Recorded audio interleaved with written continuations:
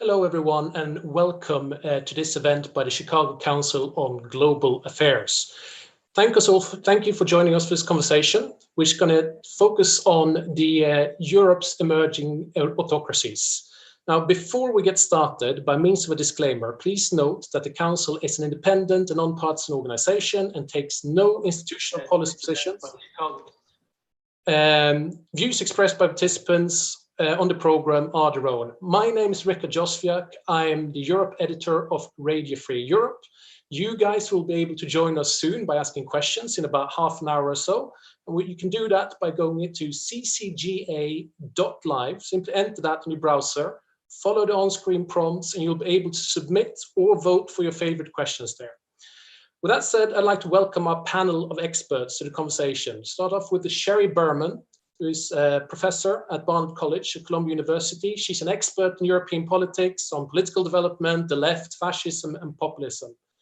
We have Cheika Chaki with us, who is a research director for Europe and Eurasia at Freedom House, and she works specifically on the Nations in Transit, which is the annual survey on democracy from Central the survey on democracy from Central Europe to Central Asia, from Central Europe to Central Asia. Yes, sorry about that. It's too many centrals.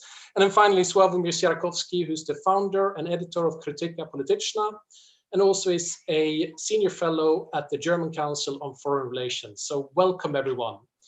Sherry, I'm going to start with you.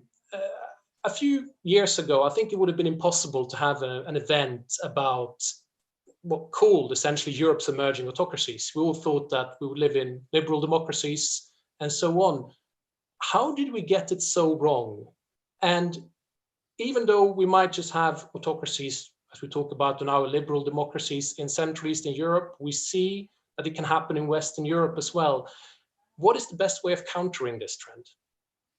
So those are two really big questions. The first about how to interpret what's going on, and the second is how to respond to what's going on. So let me try very briefly to respond to those questions, although again, people, including myself, have written books on them. So look, I think there's two different parts of your question, perhaps relating to the two different parts of Europe. That is, say, the first part of your question. If we look historically at the way democracy developed in Western Europe, where it's longer lived, I think that, we might look at what's going on in Eastern Europe today a little bit differently. In Western Europe, it was only after 1945 that stable democracy became the norm.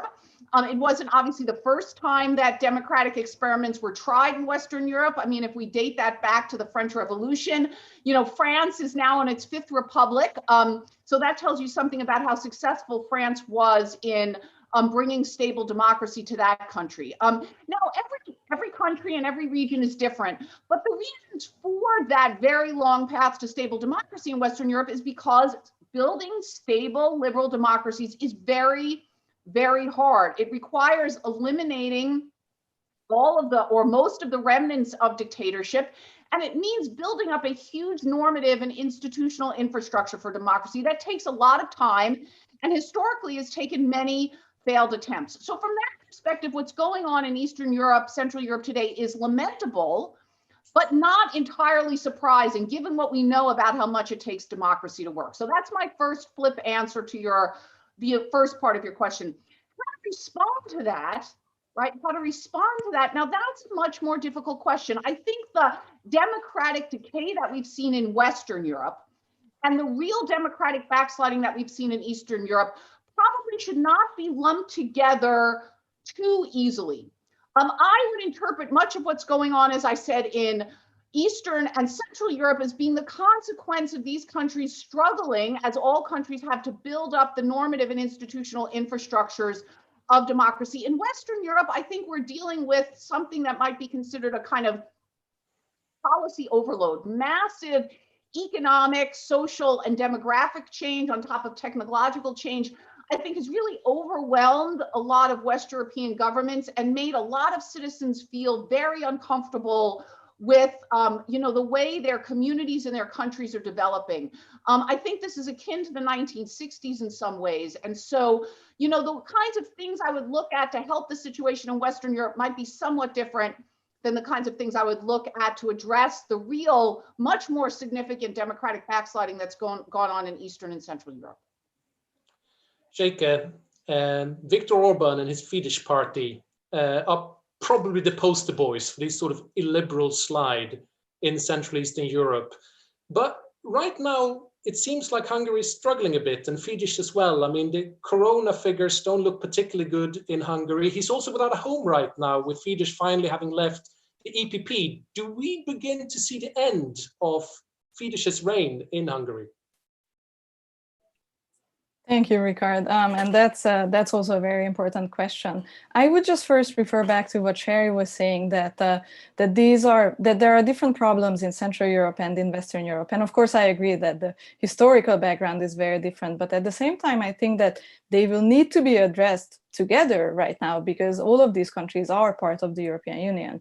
So I think the main challenge there is how to address them together. And of course, we know that the EU was not built for this purpose. Many have said that, and we know that similar organizations are struggling with similar problems, such as NATO, which have been struggling with Turkey and with Hungary and Poland more recently. But at the same time, for the EU, this problem is much more pressing, because Hungary and Poland are member states, and whatever happens in those countries are having an impact at the EU level. We saw that with the European budget. We are seeing that with the coronavirus crisis. So there will have to be a European level solution. And I will be happy to go into some detail about that later on. But to your question on Hungary, yes, things are not as decided as some people would have thought a few years ago that they are. I would actually characterize what's going on in Hungary and Poland not as backsliding anymore, and I think many agree, but as an autocratization attempt. And I think we should be clear that this is an anti-democratic attempt, an attack on institutions, and we should handle it as such. And so in Hungary, at the same time, in Hungary, it looks like right now that the opposition still has a chance of, if not winning in next year's elections, but at least denying Fidesz a 2/3 majority, a supermajority. And that's a significant shift after a decade.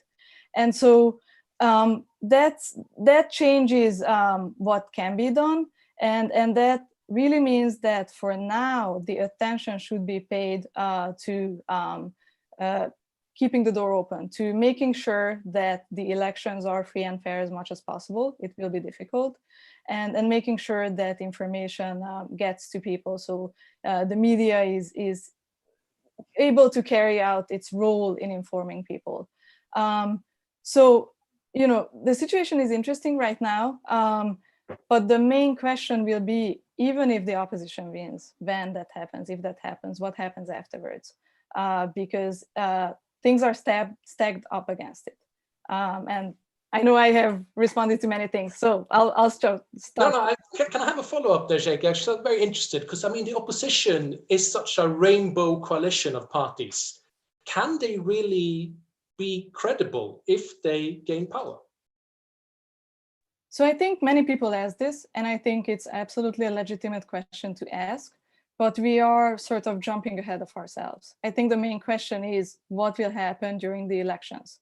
And you can see this defeatist narrative among opposition members as well in Hungary, saying that, you know, we will never be able to govern together. I think the first step is to win elections. After that, we can ask what needs to be done. And besides the fact that it is a rainbow coalition, and it's really unclear what their program will be, we still have a year to go. The bigger challenge that they will face is that after a decade, Fidesz has all the political power and slowly the economic power. So things have shifted. And how they change that and how they handle that will be the question to ask. So, turning to you and turning to Poland, it seems like PiS, Law and Justice Party, that are ruling Poland as well and have dominated Poland for the last few years, are feeling a bit lonely as well on the world stage.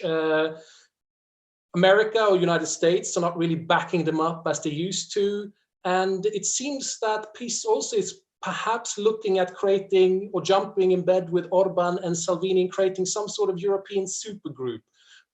What do you think about possibilities of this sort of far-right populist group? And what's going on in Poland right now?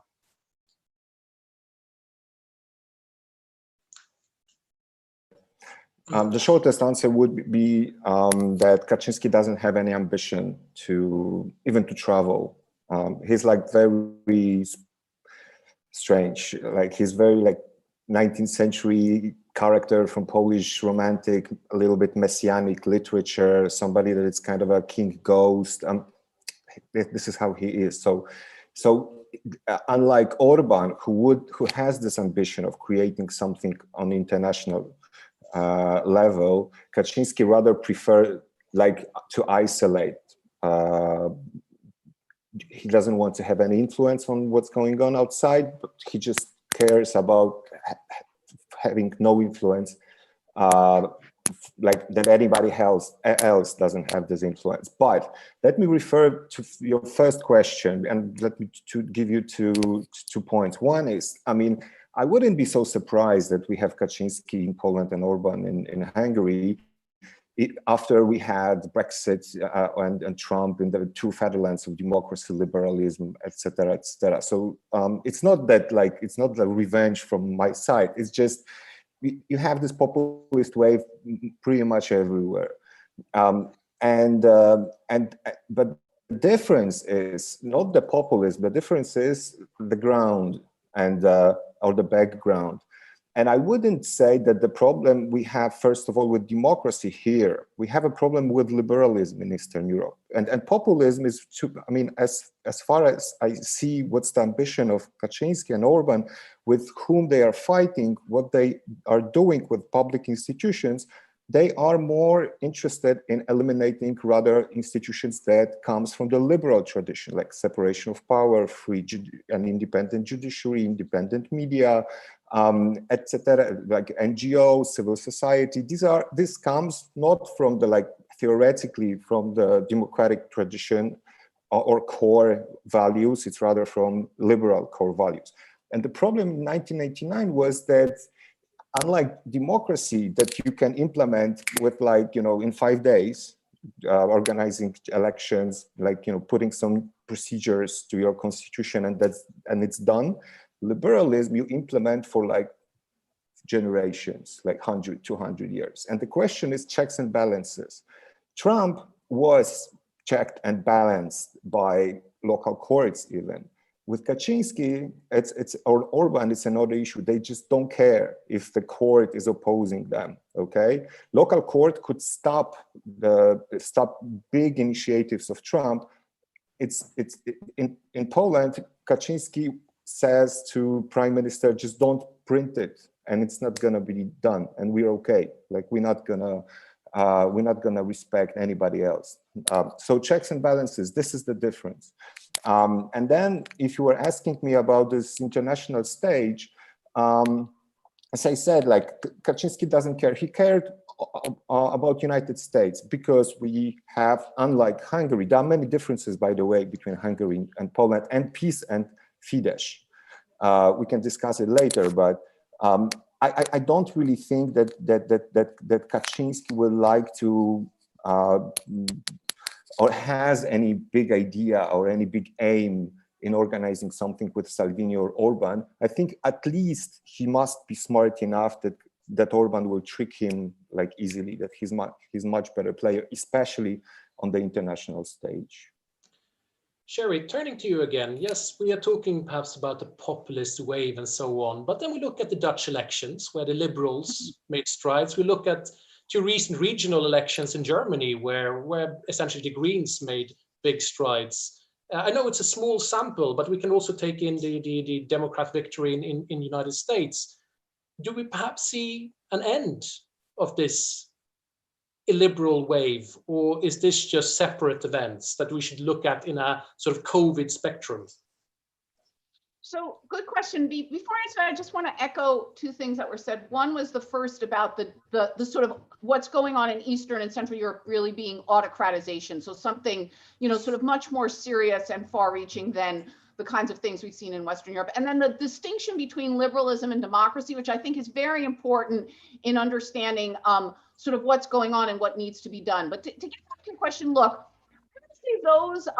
those cases, I'm not ready yet to see them as part of a larger wave, not only because it's one election, but also because, as you said, it's a limited number of cases. I mean, countering that would be, look, if you look at survey data, right-wing populist parties, which is the dominant strand of populism in Western Europe, and to my mind, the much more dangerous one, these parties are still getting remarkably high vote shares or electoral support, even in countries you wouldn't expect them to be in. So, you know, the AfD, that's the right populist party in Germany, which admittedly is very heavily based in Eastern Germany, which I think is not entirely surprising. But that party just recently had its Congress, and it doubled down. I mean, that was a very right-wing program that party put out, very xenophobic, wants Germany to pull out of the EU, very, you know, sort of COVID unfriendly, all of those kinds of things. You know, even like you still see the right-wing populist party getting 17%, 18% share of the vote. So, I mean, look, these parties are not ready to come to power yet on their own, but they are still very much capturing a lot of voters and very much forcing quote unquote mainstream parties to deal with them in a whole variety of ways. So even with, you know, a brief reprieve during COVID when people were looking at competency more than they were looking at anything else, I think this is a problem of quite, you know, sort of long-standing. It's not going to go away in one electoral cycle. So Armir and Sheikha, I'll turn to you now, because we need to talk about the EU here and the role EU institutions have. And Sherry, you can answer this as well, actually. I give for all three of you. It seems like the EU is a paper tiger when it comes to addressing these sort of things, whether it's on these rule of law reports or the conditionality in the EU budget that remains to be seen. What should the EU do? Or should perhaps the EU not care at all because it's so easy to characterize it as a club run by bureaucrats that sort of wants to interfere with elected people in Budapest or in Warsaw, but also anywhere else? So it's actually a question for all of you. Maybe Sheikha, you can start, but Sławomir and Sherry, please join in as well. Thanks. So yeah, I think the EU should definitely care, because this is not just about the EU's image. It's not just about whether it's a values-based union, as we were saying a few years ago, but it really impacts its functioning. These leaders that have been elected are among all of the other leaders in the same room making decisions for the other countries as well. So whatever Orban is doing on the EU level, or whatever, well, whoever is standing in for Kaczynski is doing at the EU level, has an impact on other countries. And so at the same time, I am a little bit more optimistic in the longer term when I look at developments at the EU level, because if you look at it from a longer term perspective, I think that slowly these institutions are coming around to tackling this challenge, but it will take time. So if you just look at it, of course, the Article 7 process, we can say it's a failure, but it's a political failure. It's not a problem with the mechanism itself. It is a political decision not to start it or not to use it as it's supposed to be used.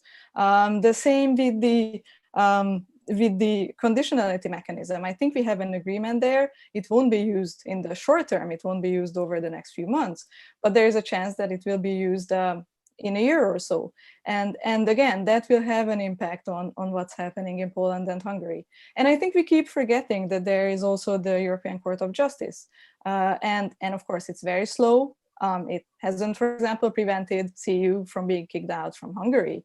But at the same time, it will slowly have decisions that will impact. We are expecting two important decisions, one on the NGO law in Hungary and then one on the disciplinary chambers in Poland. So in the long term, I am more optimistic that these steps will be taken, but ultimately at the same time, this is a debate about what kind of a union member states want. Like, this debate touches on whether they want a federal system where you can interfere with other countries' domestic issues. And so these things will not happen in the immediate short term. That's for sure. Sovmi, what about you from a Polish perspective? Should Brussels interfere more, or are they making it worse? I mean, these two societies, and especially Polish society, are not Euro enthusiastic, are Euro fanatic. Like EU, when you ask Poles about the European accession or integration, gets like North Korean results in Poland, like 88%. People support EU and they're happy that they're part of EU. And I'm not sure if EU takes advantage of it enough. I think has much bigger credibility also because of like the lower trust to institutions in Eastern part of Europe. This is another difference. People don't trust their own elites and the state. This is why they wanted 10 or 15 years ago, they wanted so much to be a part of EU because of the distrust to the local institutions and the much bigger trust to Brussels, Berlin, Paris, London, and so on. And the problem, I don't want to sound like Kaczynski, but Germany is the problem, and this appeasement policy. And there are many reasons, unfortunately. Here, this is why I'm not that optimistic, although I act as I would be an optimist. That the structural reasons are historical reasons. I mean, Germans don't want to be the first to punish anybody in the East, including Russia. This is like kind of a legacy of Ostpolitik. But the same is with Poland, and Angela Merkel, partly with Polish origins, was also like trying to appease Kaczynski rather than. Of course, we're going to see how Armin Laschet or Markus Söder will behave. But this is one thing. Another thing, and this is a huge issue that usually people don't see: economic reasons. You know who's the biggest trade partner for Germany in the world? It's not China, it's not France. Traditionally, it was France. It's 4 Visegrad countries, and they are twice as big as China, or they are as China and France combined. So that like Germans are doing really good business here. So they not, I mean, and German business is really cynical, like business everywhere. They not gonna fight. They don't want to fight. They don't want to disintegrate this region. If the local elites, the local society wants to have kind of ethnic autocracies, well, you know, this is their choice. And I think the patience is another issue. You know, I mean, I think if Poles or Hungarians won't fight, then nobody will die for Poland or Hungary anywhere else, and especially not in Germany. So Sherry, how should the EU handle Budapest, Warsaw, or other emerging autocracies within themselves? I mean, look, let me echo some of the things again that my colleagues have already said. I mean, you know, the process of European integration began as part of a sort of multi-tiered effort to protect democracy in Europe after the Second World War. So it's, and you know, the amount of effort and the amount of influence that the you know, that the European community, now European Union, had also in the third wave transitions in Southern and Eastern Europe was immense, right? So from an ideological, historical, foundational perspective, it's not clear to me how the European Union can tolerate these authoritarian enclaves within it and still be what it's supposed to be. But also, as was said earlier, from a practical perspective, you know, having these authoritarian-minded leaders in the European Union makes its already cumbersome institutional structure even more difficult to manage, right? You know, if Orban or Kaczynski or whoever wants to start vetoing all kinds of things, you know, and sticking a span in the works, they can do that. And so for practical and ideological reasons,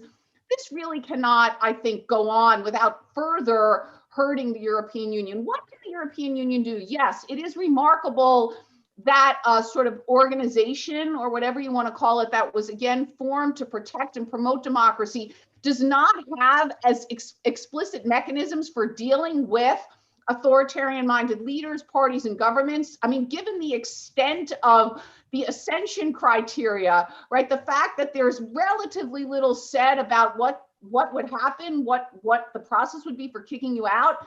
Okay, you know, so that was clearly a mistake.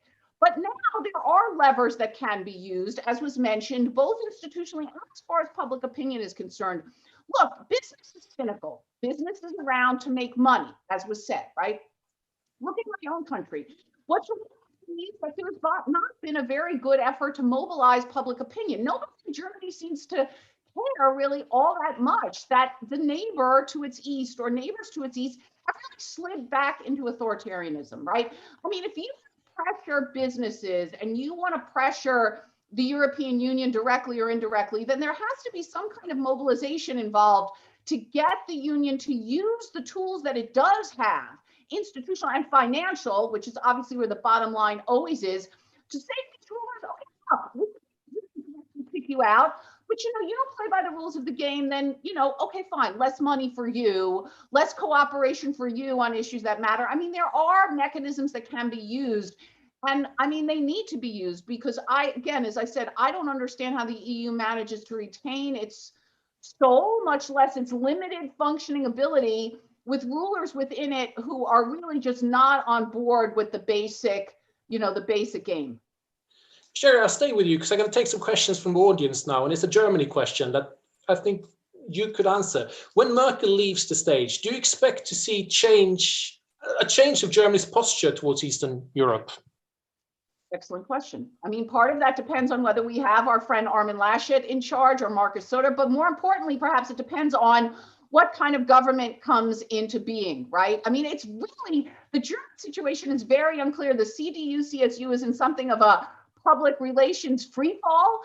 It's hard for me to imagine. Everybody kind of assumed you'd have some kind of green CDU-CSU government. Now that's less clear. You could have a left-wing government, although the SPD is a minor party at this point. But if you had a left-wing government as opposed to one that was dominated by the CDU, could you potentially see somewhat of a harder line towards autocracies in Eastern Europe? Yeah, it's possible. It's not hugely prominent on the German agenda for reasons, again, that I find a little puzzling, particularly for the left-wing parties. But, Germany is the big player. It is the big player in the EU, and it is the big player vis-a-vis Eastern Europe for reasons that were already said. And so how much the Germans decide to push this, Angela Merkel, for all of her quote unquote, many liberal attributes, has not made this a big issue. That could make a big difference for, how much these autocrats in Eastern Europe have to pay for continuing to whittle away at the little bits of democracy that remain, and for what EU policy more generally is. Another question, maybe perhaps for Jake and Sławomir.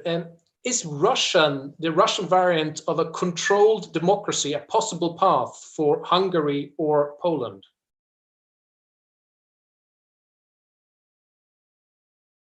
No. No. No. Yeah, no. No. Why not? Completely different political culture, different religion, different experience. I mean, different social structure. I mean, in Russia, you never had any independent set of institutions or even social class. So Russia is like based usually on the contrast between like two attitudes. One is extremely passive, and usually like society is very, very passive. And the other one is like very bloody revolutionary attitude. Like this, actually, you have it now, like very passive society that did not react even after what happened with Navalny. Navalny has 5% of popularity in Russia and 56% of distrust. And on the other hand, you have people like Navalny who are like revolutionaries, non-compromise, like really, really heroic.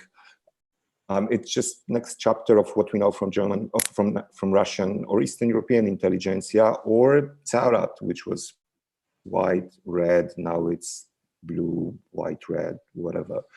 It's like just completely different reality. But of course, Russia can play, and has, of course, but this is another difference between Hungary and Poland. Like Orban has much bigger room of maneuver because he's playing with Brussels, he's playing with Moscow, he's playing with China.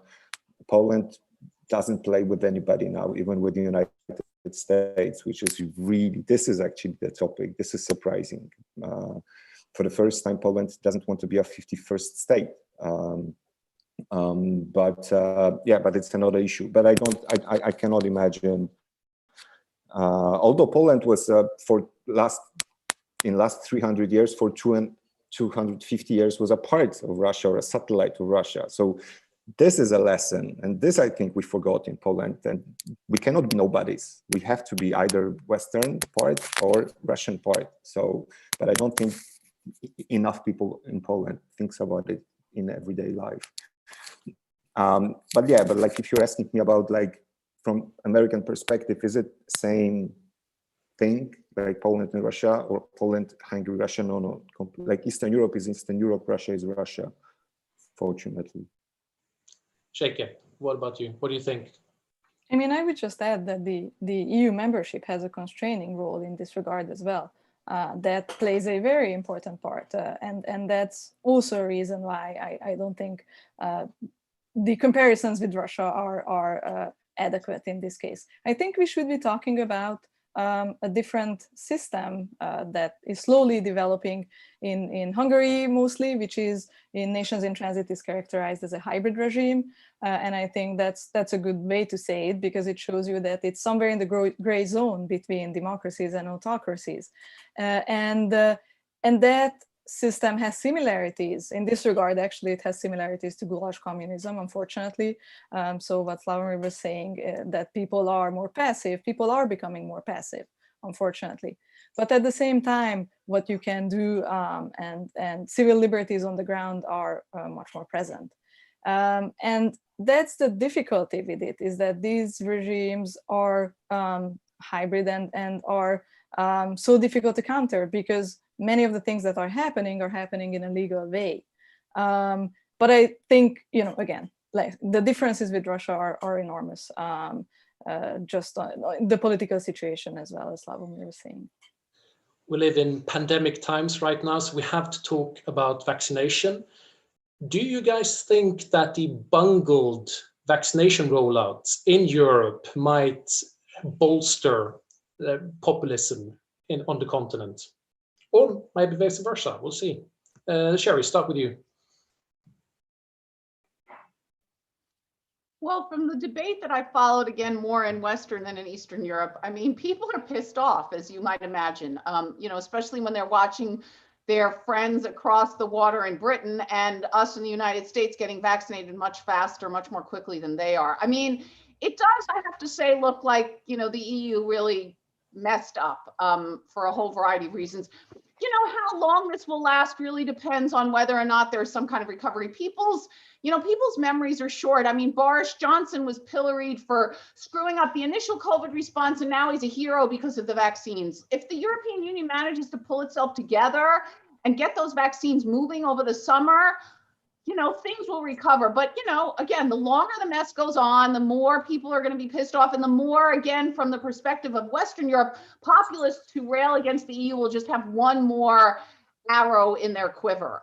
So, it depends is a bad answer, but, the right one. Sheikha, what about Hungary, where you have sort of had a mix of Chinese, Russian, Western vaccines? Yes, I think Hungary and Serbia are interesting examples in this case, because both countries have been using vaccines from the East and the West as well. And both countries have been quite successful in their vaccination rates. And I think that sort of sends an important message right now, because we know that the pandemic is the hour of the executive. And so what these countries have been able to do is different to some extent from what Europe has been able to do, because for one thing, they are not slow. They have been able to react quite fast because decision-making is so centralized, and because these politicians at the same time managed to take a lot of political risk.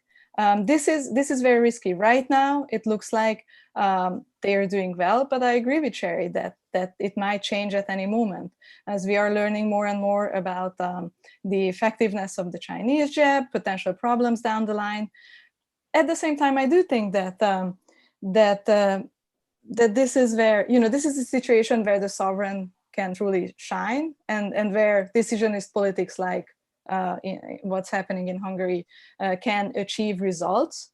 And these questions will come up later on as well in the fall, whether there will be another wave, what happens with the economic recovery. So politicians that can take decisions will play a prominent role.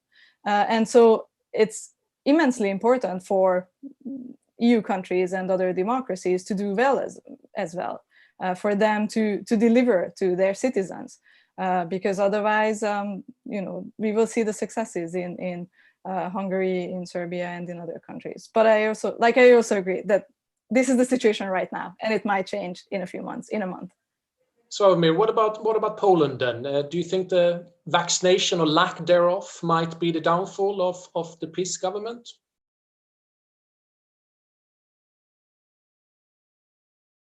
Yeah, vaccination is a test for this government for sure, and I think that they're not passing this test.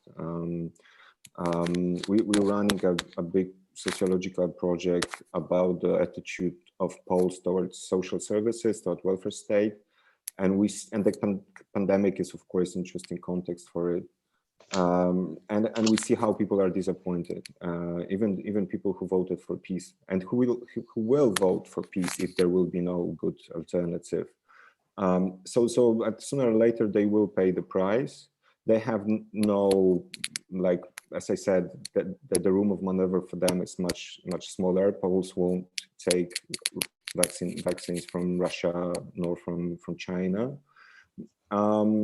So yeah, so here's the situation is clear. Another thing that it's interesting to check out is how these two governments, Orban and Kaczynski governments, how they took advantage of pandemic, because they started very early. They very early realized that it's a really good chance, because people won't protest, they won't take to the streets. You can easily implement state of emergency.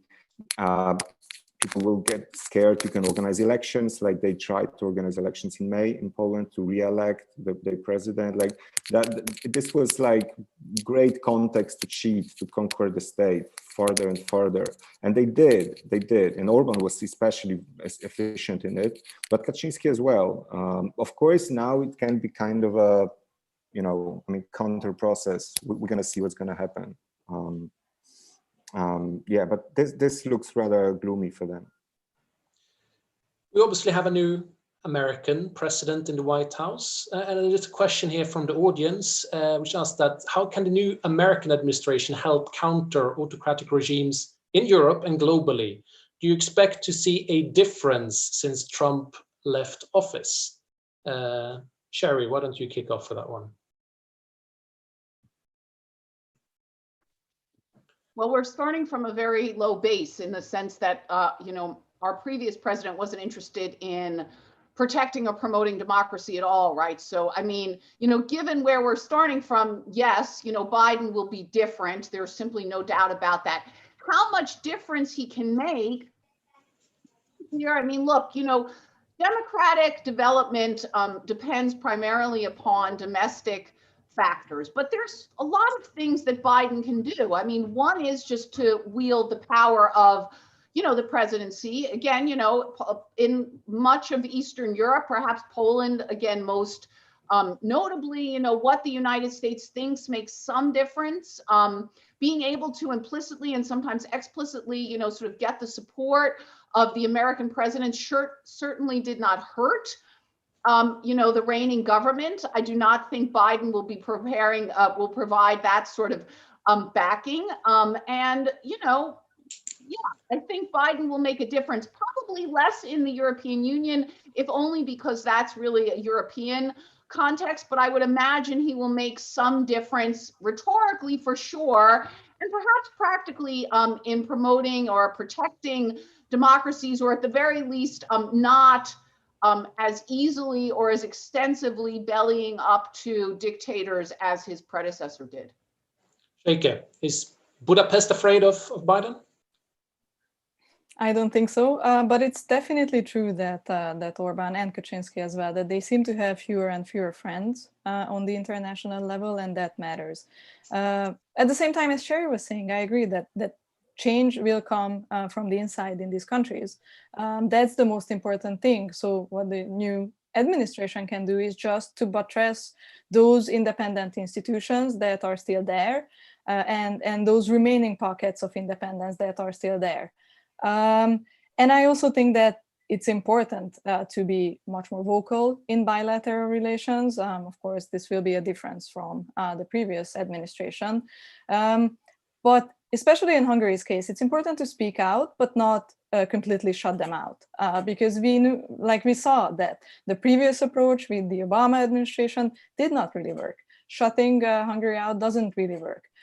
So there has to be a balance achieved between speaking out very vocally on issues that are important, but at the same time having diplomatic engagement and perhaps having some carrots as well, in addition to sticks.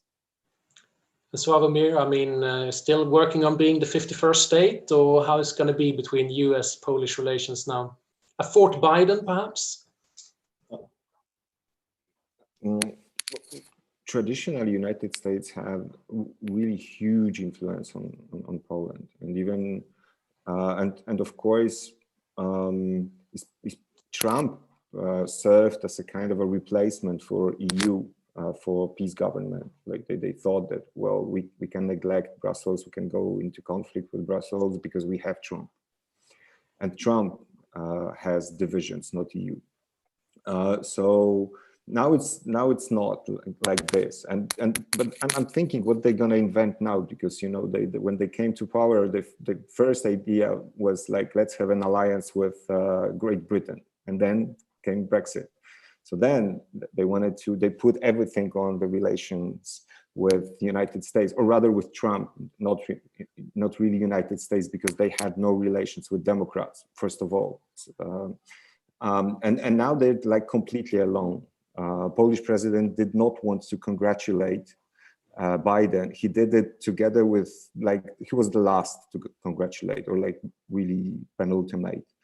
And now nobody wants to call Polish president. Like, I think Blinken talked to Polish foreign minister, and Polish foreign minister was like 50th of the list. Like Duda still, it's like absent on the list of Biden.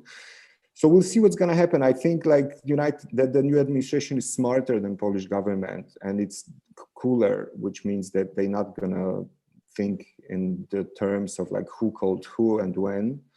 And I hope they not think that, you know, Poland means Kaczynski and equals to Kaczynski. They know that they have so many friends. Fortunately, Biden really knows where Poland, Ukraine, and Eastern Europe. The same Blinken. And actually, this place, this can make a difference, and I hope it will sooner or later.